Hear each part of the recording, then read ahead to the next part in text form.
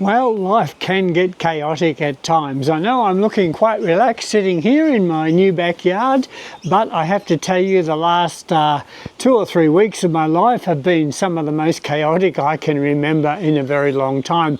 What have we been doing? We've been shifting house all the way from Pakenham on the farm where we lived out here to Paynesville in the middle of the Gippsland Lakes. And moving can be stressful and it's full on. Your whole body can hurt. You've got so much to do, and that's just what we've been through these last 2 or 3 weeks.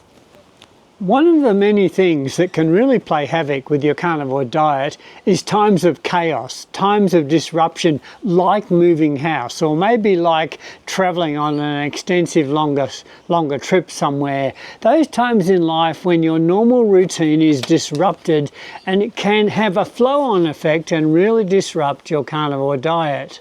In this video, I simply wanted to share with you how I got on living in chaos and staying on carnivore, because I believe it's quite possible. So in this video here, I want to share with you how I got through this time and what I did and how I've come out the other side looking as fantastic as I do today. Well, here we go.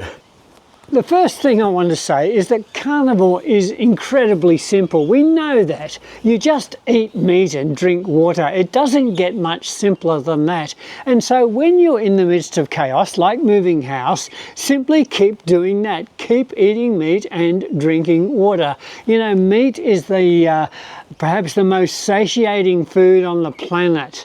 And when you eat meat, it gives you energy and you don't feel hungry. And so I found that when I was when I was going through all of the packing and the organising the move, I could pack all day and just not get hungry. And I had that endless energy that carnivore seems to give you when you just feel supercharged every day. And so that was a huge advantage. You see, you really can keep things really simple on the carnivore diet.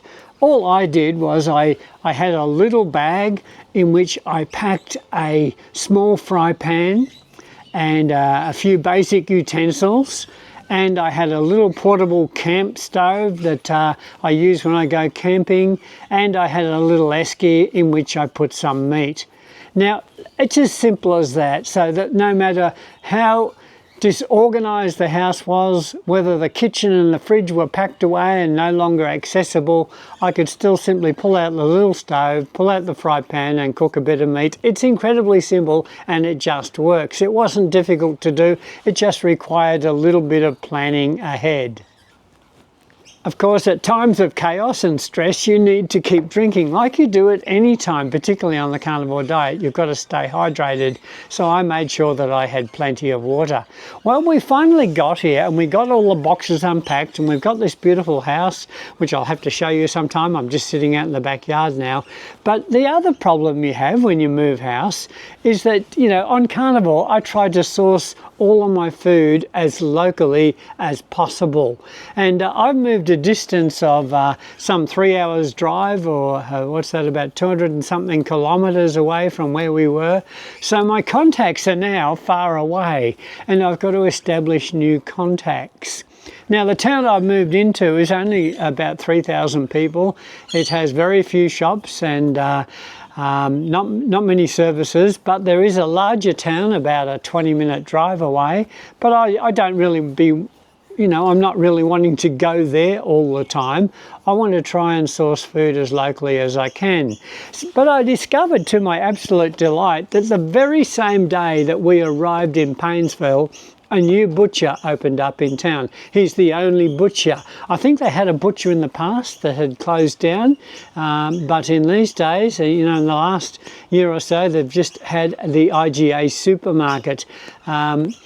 But now the new butcher moved in. He moved in the same time as me. So I went to visit him on his opening day, had a really good chat to him, introduced myself to him, told him I was carnivore, and we talked for a while and I bought some of his meat. All of his meat is grass-fed and free-range meat, and it looked fantastic. So I was quite confident to buy a week's worth of meat and to bring it home and cook it. And I've had a couple of meals of that meat already. It's really fantastic. If you're local, I don't know that many of you will be local to Painesville, but I'll leave his link in the description. The other thing I found is that the last weekend, our first weekend here, the little town of Painesville had a farmers market, and they have one of these once a month. And at that market, there was some people selling meat. There was a lamb producer from just a few k's away that produced some beautiful lamb, and I bought some lamb off him.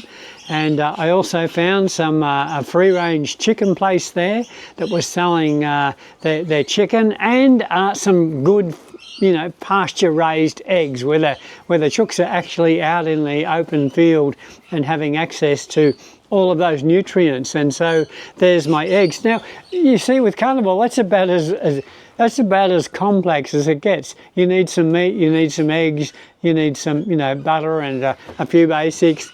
But that's as simple as it gets. So I felt really confident that within just 3 or 4 days, I discovered some really key contacts for sourcing the food and the ingredients that I needed to stay on this diet. And I'm sure that you can do the same in your community. So if you're listening to me today and you're undertaking a big move, maybe you're moving house, maybe you're contemplating a longer overseas trip or a travelling of some sense, and you're going to have some level of disruption to your normal routine and your normal resources of home, then maybe this video was just for you. But all I would say to you folks is, remember, carnivore is simple, so keep it simple. Stay consistent. It's so important. You know, if you break your routine, that's when chinks come in your armour, and you can make one break into a routine and you'll discover that you're thrown off course big time. So stay consistent, trust your body, and the results on the carnivore diet are really, really worth it.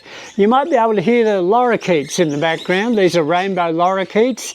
We've got 10 bottle brush Australian native trees in the garden here, and home to a whole flock of rainbow lorikeets that have that beautiful sound that we get all day, every day, particularly in the mornings.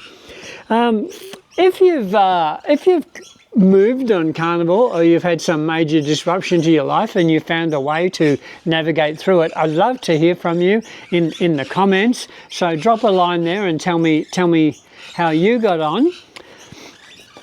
What else do I want to say? Join our channel. Members of this channel get extra benefits. They get videos in advance. They get all my resources on my website free of charge. So have a look at that. Just press the join button below. Join our Facebook group, the Carnivore Community. It's a great community. Look, if you enjoyed this video, or you're facing a time of traveling, I made a video recently on our 7-week trip to the UK and how I got on. I'll leave a link to it up here, and you can have a look at that. But look, until then, you know, stay carnivore, stay consistent, keep telling your story, and I will see you on the next video. God bless.